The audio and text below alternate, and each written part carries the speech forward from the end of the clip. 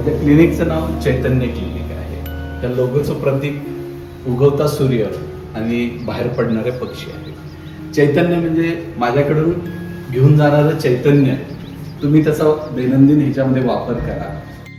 मला स्वतःला एक आवडलेलं वाक्य मी इथं मुद्दाम प्रवेशद्वारावर टाकलं की बऱ्याचदा आपल्याला आपल्या आयुष्याच्या प्रवासामध्ये असंख्य लोक भेटतात. कधी बसनं प्रवास करायचा असतो, रेल्वेनं असो किंवा रस्त्यानं जाणारी अनोळखी माणसं असो.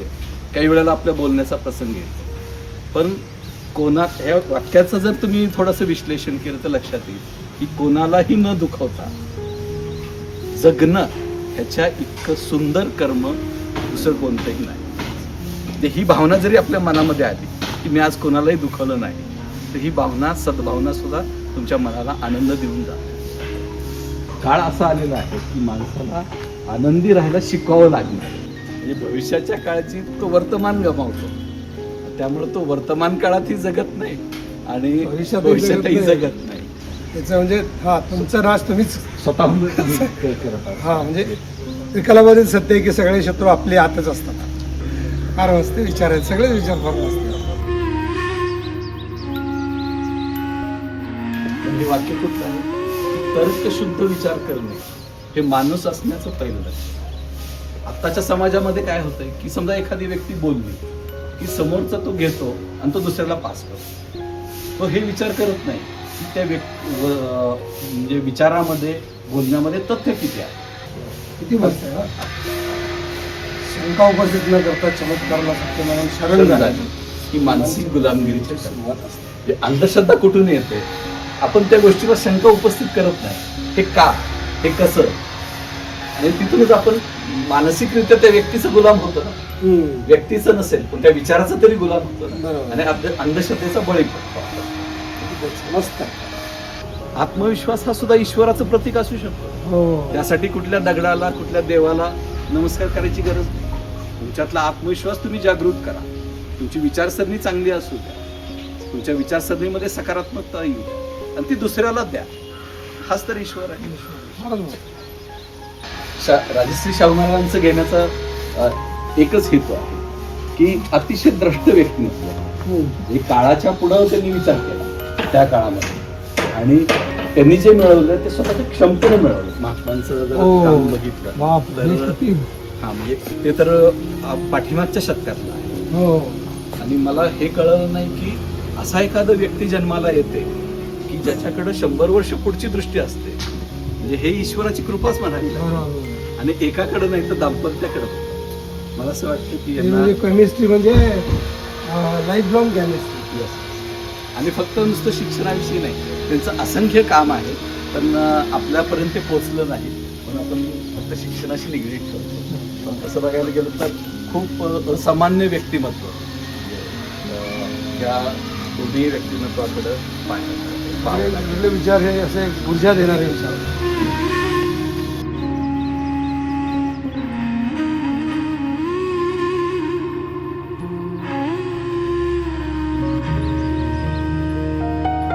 म्हणताना म्हटले की शब्दामुळे दंगल, शब्दामुळे मंगल, शब्दांचे हे जंगल जागृत राहावे. जिभेवर ताबा सर्व सुखदाता, पाणी वाणी नाणी नासून. म्हणजे किती छोट्या शब्दामध्ये केवढा मोठा संत लोक साथ सांगतात. आता जे मी 2 चित्र दाखवणार, 3 दाखवणार आहे, यातलं हे माझा या सगळ्या माझ्या मानसशास्त्राचा गाभा आहे. हे चित्राचा ज्याला अर्थ कळाला त्याला थोडस मानसशास्त्र कळालं असं. या चित्रामध्ये काय दाखवलं आहे की शर्यतीत जिंकलेल्यांना पदक दिलं जातं. यात पहिला हा आलेला आहे, दुसरा दाखवला नाही पण तिसरा दाखवलेला आहे. पण जर चेहऱ्यावरचा आनंद बघितला तर जो पहिला आलाय त्याला पहिला येऊन सुद्धा सुखी नाही, आनंदी नाही. पण जो तिसरा आलाय त्याचा आनंद मात्र अवर्णनीय आहे. म्हणजे त्याचा आनंद गगनात मावत नाहीये. म्हणजे हे कशाचं प्रतीक आहे? हे माइंडसेटचं प्रतीक आहे, त्याच्या मनाचं प्रतीक आहे. म्हणजे सगळं मिळून सुद्धा माणूस दुःखी आहे आणि छोटस मिळून सुद्धा माणूस अतिशय आनंदी आहे. त्याच्या आनंदाचं वर्णन करू शकत नाही इतका तो आनंदी आहे. हा अनुभव मी मुद्दाम दर्शनी भागात. त्याचं कारण की स्त्री किती कणखर असते. दैनंदिन जीवनात येतातच असंख्य लोक स्त्रिया आपल्या घरच्या व्यक्तीला ट्रीटमेंटसाठी घेऊन येतात, त्यावेळेला कणखरपणा पाहायला मिळतो. तर 2 दिवसामध्ये मीही तुम्हाला काही 2-4 स्त्रिया दाखवल्या की त्या उभ्या आहेत म्हणून त्याच्या संसाराचा गाडा होता, जीवनचक्र चाललेलं आहे. तर म्हणून खास मी हे लिहिलेलं आहे. नीट बारकाईनं चेहऱ्यावरची एक्सप्रेशन पण मी या ठिकाणी अशी दाखवली आहे की दुःखी नाहीये ती स्त्री, ती समाधानी आहे आणि तिच्या चेहऱ्यावर थोडस खंबीरपणा पण आहे, कणखरपणा पण आहे. म्हणून पुरुषापेक्षा मला स्त्री कणखर वाटते. कितीतरी असंख्य जीव घेऊन प्रसंग पेलवून नेण्याची ताकद तिच्यामध्ये असते. दडपण आलं म्हणून स्त्री कधीच व्यसनाधीन होत नाही. सगळं दुःख पचवून चेहरा हसत ठेवण्याचं सामर्थ्य तिच्याकडे असतं.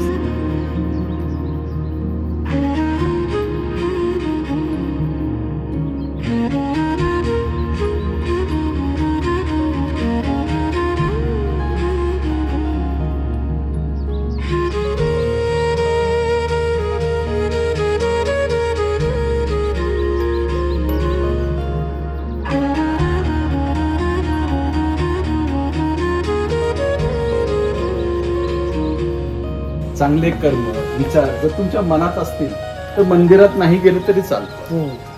पण तुमच्या हृदयातलंच मंदिरात जर अंधार असेल तर तुम्ही जगाच्या कुठल्याही मंदिरात जाऊन दिवे लावले तरी त्याचा काहीही उपयोग नाही. हे माझं आणि पेशंटशी संबंधित असं हे थोडस वैचारिक सार आहे. आपण रोज उठून पार्टीला जायचं दारू प्यायची आणि त्याला म्हणायचं हे तू दारू सोड, हे मनाला कितपत पोहोचल. त्यामुळे ही नैतिकता माझ्यापर्यंत येऊ शकणार नाही. तुमचं कोणी ऐकणार पण नाही. हेच राहणार नाही, महत्व राहणार नाही आणि तुमच्या शब्दाला किंमतही राहणार नाही.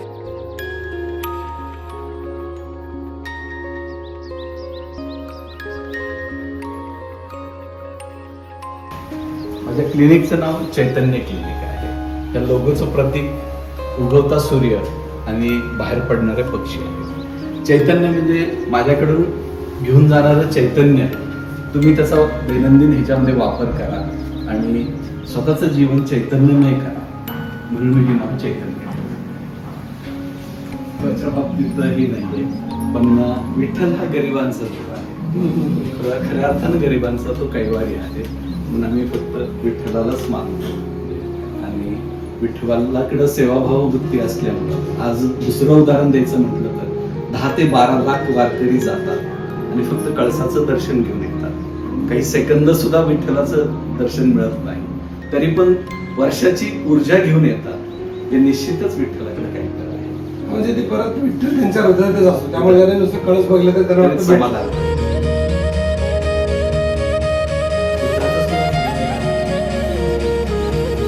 साक्षात्कार झाल्यावर तो बुद्ध झाला, तोपर्यंत ऑर्डिनरी माणूस. मन जर शांत ठेवायचं असेल तर मला स्वतःला असं वाटतं की बुद्धाच्या काही तत्वज्ञानाचा फायदा घ्यायचा. मन शांत ठेवण्याचा जमेल तेव्हा मी 10 मिनिटं का होईना इथं बसून स्टॅच्यू समोर विपश्यना करत असतो.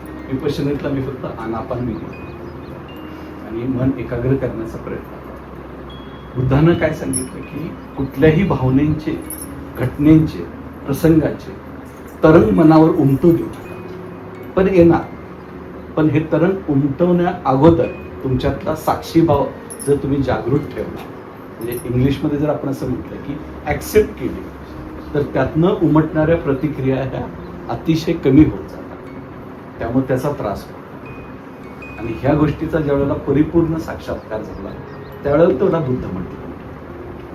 त्यामुळे वृक्षाचंही चित्र मी साक्षात्कार आणि प्रसिद्धी झालेले लोक म्हणजे त्यातले.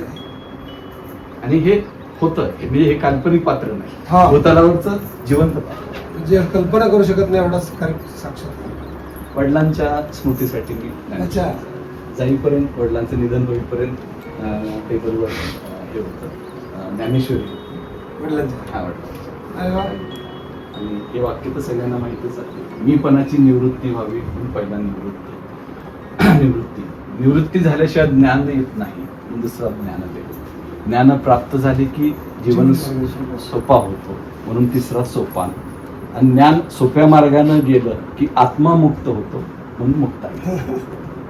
कारण निवृत्ती, ज्ञानदेव सोपान आणि मुक्ताई ह्याही मनाच्या 4 अवस्थाच आहेत अशा वेळेला.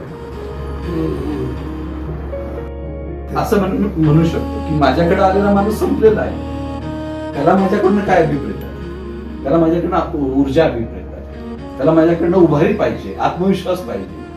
तुम्ही बघितलंच या 4 दिवसामध्ये की मला आत्महत्या करावीशी वाटते हे सांगणारे असंख्य लोक माझ्याकडे येतात. ऍव्हरेज दिवसाला 4 तरी लोक बोलून दाखवतात की काय नाही, माझं जीवन संपलेलं आहे तर संपवून टाकावं. त्यावेळेला आपल्याकडनं काय अपेक्षित आहे? आपण त्याला आर्थिक मदत तर करू शकत नाही, आपल्याला काही मर्यादा पण आहेत. पण माझ्या आधाराचे 4 शब्द त्याला निश्चितच उभारी देतील, त्याला मला आत्मविश्वास वाटतो. पण मगाशी म्हटल्याप्रमाणे माझ्या मंदिरातल्या दिव्यापासून ते आले पाहिजे, त्याच्यामध्ये खोट असता कामा नये. आणि हेच कार्य म्हणजे मनापासून करावं आणि पेशंटला एक आनंद द्यावा, सद्भावना द्यावी आणि त्याचा प्रवास जितका सुखकर करता येईल तेवढं करावं. मनाचं शास्त्र हे न उलगडणारं कोड आहे, मन कोणच सांगू शकत नाही. जसं बहिणाबाई म्हणतात की मन चंचल आहे, नाठाळ आहे. आत्ता होतं भुईवर, गेलं गेलं आभाळात, एका सेकंदामध्ये ते कुठेही जाऊन पोहोचलं. त्यामुळं मनाच्या गाभाऱ्यामध्ये अतृप्त विचाराचं एक डबकं साठलेलं असतं आणि ज्या वेळेला स्फोट होतो त्यावेळेला त्याचं रूपांतर मनोविकारात होतं. आत्महत्येचा विचार मनात येतो कधी हे कसं कळणार आणि तो त्या क्षणाला डिसिजन घेणार आहे हे कसं कळणार आणि आत्महत्या थांबवायची कशी किंवा याच्यासाठी तुम्ही काय सांगाल समाजाला? आत्महत्येचा विचार ही पराकोटीची भावना आहे. त्या व्यक्तीच्या मनामध्ये एक विचार फार प्रबल होत जातो की आता सगळं संपलंय, त्याला पुढचं जीवन हे अंधकारमय दिसतं आणि आपण यातून मार्ग काढू शकणार नाही हा विचार त्याला सातत्यानं सतावतो. ह्याच्या पाठीमागे एक दडलेला विचार असतो. माझं नीट ऐका, ह्याच्या पाठीमागे एक विचार दडलेला असतो, तो म्हणजे ती व्यक्ती स्वतःला नालायक, जगायला नालायक समजायला लागते. न्यूनगंड तयार होतो, प्रचंड प्रमाणात नैराश्य असतं आणि मग नालायक व्यक्तीला जगण्याचा हक्क नाही म्हणूनच मी आत्महत्या करतो हा थोडासा त्याच्यामध्ये विचार प्रबळ होत जातो आणि तो कृती करून बसतो.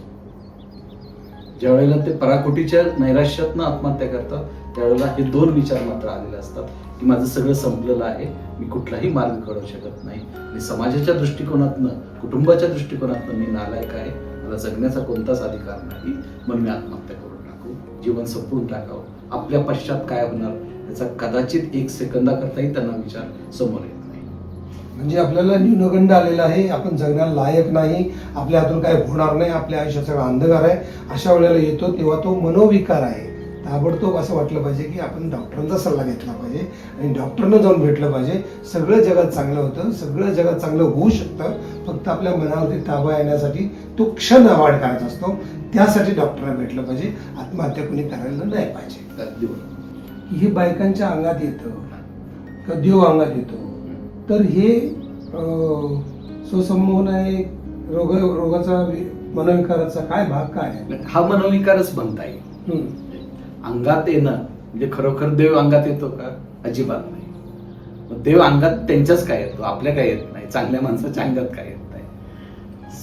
सर्वसाधारण समाजामध्ये बायकांचा जर भूमिका बघितली तर अतिशय दुय्यम अशी भूमिका आहे. त्यामुळं बायकांना एक वेगळ्या प्रकारच्या ताणतणावांना रोजच्या दैनंदिन जीवनामध्ये तोंड द्यावं लागतं. मी मगाशी म्हटल्याप्रमाणे तरी पण स्त्री ही कणखर असते, परंतु सगळ्या स्त्रिया कणखर असत नाही. तिला अनेक प्रकारचे त्रास असतात, कौटुंबिक त्रास असतात, सामाजिक त्रास असतात, आर्थिक चणचण असते. ह्या सगळ्या त्रासाला ती गांजलेली असते आणि ज्या वेळेला कुटुंबाकडनं सपोर्ट मिळत नाही आणि सतत तिला त्रासानं वैतागलेली असते त्यावेळेला एक सुटकेचा मार्ग म्हणून ती तात्पुरती आपलं स्वरूप बदलते.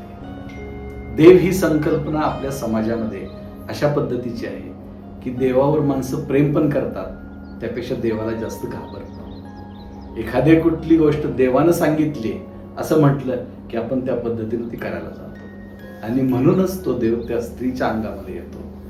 ती स्त्री हवी त्या गोष्टी करून घेऊ शकते, करायला भाग पाडते. एक उदाहरण जर प्रातिनिधिक स्वरूपात घ्यायचं झालं तर समजा सासूचा त्रास असणारे सुनेच्या अंगात आलं की सासू त्या दिवशीपासून सुनेच्या पाया पडायला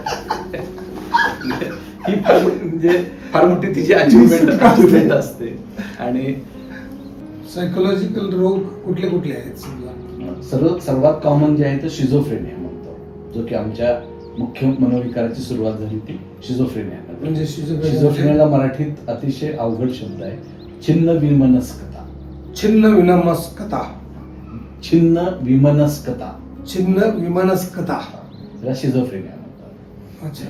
म्हणजे सर्वसाधारण त्या व्यक्तीमध्ये त्याच्या मेंदूमध्ये केमिकल बदल अशा पद्धतीने होतात की त्याच्या व्यक्तिमत्वाचा ढाचा पूर्णपणे कोसळून पडतो. त्यातून त्याच्या वर्तनात जे बदल होतात त्यालाच मनोविकार. पण हे बरेच लोक शॉकनं पण मेले का, पॅनिक होऊन? हो आहे ना, काही प्रमाणात आहे, ते मान्य करावं लागेल. म्हणजे तसं थोडंसं जर होतं तर आपोआप भीती मनाने वाढून झालं नसताना सुद्धा मला झालंय असं वाटणं. काल जसं मी हायपोकॉन्ड्रियासिस तुम्हाला सांगितलं की त्याला काही झालेलं नाहीये, त्या ताईंना काही झालेलं नव्हतं, पण तिला वाटायचं की मला काहीतरी झालंय. तुला काय म्हणतात? हायपोकॉन्ड्रियासिस, मराठीमध्ये व्याधी भावना. हा. व्याधी झालेली नसताना ती भावना त्या व्यक्तीच्या मनामध्ये तयार होते. हा एक परत रोग आहे. त्यातनं फोबिया डेव्हलप होतो. अच्छा. फोबिया अनेक प्रकारचे असतात. उंचीचा फोबिया, बंद जागेचा फोबिया, लिफ्टचा फोबिया, माणसांचा फोबिया, समाजात मिक्स होण्याचा फोबिया, गर्दीचा फोबिया, फंक्शनचा फोबिया. एक स्त्री होती, आली होती, फक्त ती बोलली नाही तुम्हाला दिसतो, तिला ओवाळायचं म्हटलं की त्याचा फोबिया होतो, हात थरथर कापायला लागते आणि पडतेच. मग ती ताट पडते आणि ती बेशुद्ध पडते. असं केलं पाहिजे, मुद्दाम केलं पाहिजे. उगाच काय म्हणजे आपण शेवटी हे केलं पाहिजे की मन शुद्ध, चांगलं, पॉझिटिव्ह असलं पाहिजे. विकार म्हणजे भीतीमुळेच हार्ट अटॅक, भीतीमुळेच कुठला, सगळ्या गोष्टी भीतीमुळे रोग होऊ शकतो. मान्य करायला लागेल. म्हणून त्या नवीन जी संकल्पना आलेली आहे त्याला मनोकायिक आजार म्हणतात. काया म्हणजे शरीर आणि मनो म्हणजे मन. मनावरचा आलेला ताण जातो कुठं? शरीरावर, आणि शरीरावर त्याचे पडसाद उमटतात. त्यामुळे डायबिटीस, ब्लड प्रेशर, हृदयविकार, पित्त, डोकेदुखी, अर्धशिशी, पोटाचे विकार, स्नायूची दुखणे, हाडांची दुखणे, हे सगळं मनोकायिक आजारामध्ये हल्ली मोडलं जातं. याच्या पुढं जाऊन शास्त्रज्ञांनी आणि डॉक्टरांनी पण मान्य केलेलं आहे, दम्यासारखे विकार, ॲलर्जीसारखे विकार हे सुद्धा मानसिक आहेत. म्हणून आज स्किनचे डॉक्टर, छातीचे डॉक्टर त्यांच्या औषधाबरोबर एक मानसिक आजाराची गोळी देतातच. मानसिक आजाराची गोळी म्हणजे काय असतं? शांत मन शांत मन शांत करणारी. आणि त्यांना हे माहीत पडलेलं आहे की ती दिल्याशिवाय त्या रुग्णाला आराम भेटत नाही. चिंता करायची नाही, मन प्रसन्न ठेवलं की अर्धी दुखणी कमी होतात, शरीराची, मनाची, सगळी. मला असं वाटतं, असं बघत जर माणूस जंगलात चालला ना तर त्याच्या मनात कधी वाईट विचार, जो विचार करतो तो खाली वाईट विचार. आणि म्हणून म्हणतो की झाडाकडे बघा, तुमच्या मनात चांगले विचार करेल. तुम्ही जसं जसं स्वतःकडे बघतो तुम्ही असं विचार करत जाता आणि अशी माणसं विचार करत जातात. त्यामुळे ही पोझिशन पहिली सोडली पाहिजे. तुम्ही असं स्वतःचे बसताना विचार करा, ती सोडली पाहिजे. असं गेलं पाहिजे, असं गेलं, असं आणि मग आहे बाहेर उठला, चालत गेला तरी त्याचा विचार लगेच बदलते. म्हणून मला असं नेहमी वाटतं की झाडाकडे बघा, असं बघा, तुम्हाला मरण्याचा विचारच नाही द्यायला. पण मी म्हणतो की जगतानाच तसं बघा ना. त्यासाठी गरजच नाही. आज कुणाकडेही बघताना आपण त्या दृष्टिकोनात बघू शकतो. एक साधंच हास्य द्यायला आपल्याला काय पैसे पडतात?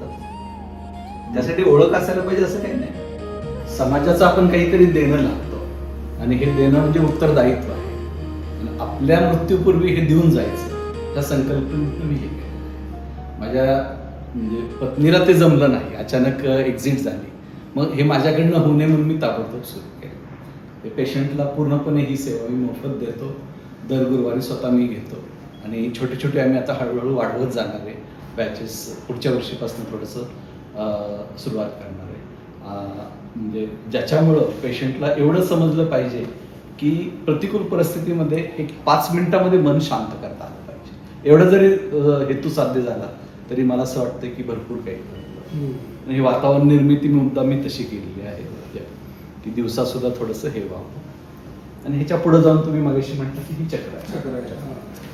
नाही म्हणजे मी मुद्दाम अरविंद काय म्हटलं की मी अजून असं हॉस्पिटल असं डॉक्टर बघितले नाही की एवढी शुद्ध मनानं एवढ्या विचार करून नाही तर सगळीकडे अशी वखवख वसवस त्या कलरमध्ये त्याच्या बसण्यामध्ये येण्यामध्ये पेशंटमध्ये घाई गडबडीनं पाठवणं ठेवणं.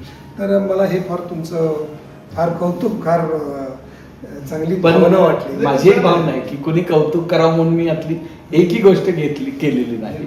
माझ्या स्वतःच्या आनंदासाठी केलेली आहे आणि हे व्यवसाय म्हणून आहे प्रोफेशन हे दुर्मिळ बघायला मिळतं म्हणून स्वतः तसं आनंदानं करतो. हम्म. कारण माझ्याकडे आशा घेऊन तो व्यक्ती आलेली असते, आपण त्याला निराश करून पाठवायचं तर मी आज कंटाळलोय असं कधीच नाही.